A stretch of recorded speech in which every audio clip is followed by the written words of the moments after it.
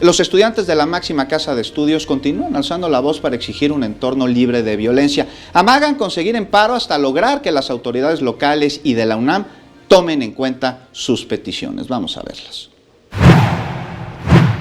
Este jueves, alumnos de la Universidad Nacional Autónoma de México continuaron con las asambleas en el CCH Oriente para esclarecer el tema relacionado con el asesinato de la alumna Aide Mendoza, así como para demandar que se atienda y dé solución a la crisis de violencia que se vive actualmente en la UNAM. Y justamente ahorita se está buscando que se creen comisiones, ya que no hay seguridad y la incompetencia de las autoridades, pues ya vimos, es demasiada, no están haciendo nada. Alrededor de la 1:10 de la tarde, los estudiantes comenzaron a conglomerarse y a dividirse por facultades y escuelas.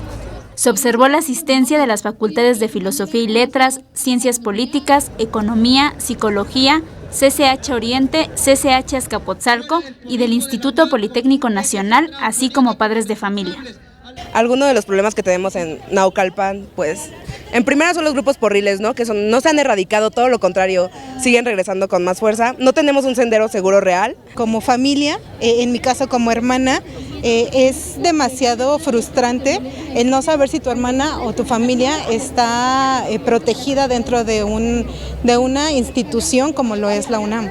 En la reunión presidida por el nuevo movimiento del CCH Oriente, anunciaron las principales peticiones, como son la destitución del director Víctor Efraín Peralta Terrazas, del director general de colegios Benjamín Barajas Sánchez y el esclarecimiento del caso de la alumna Aide.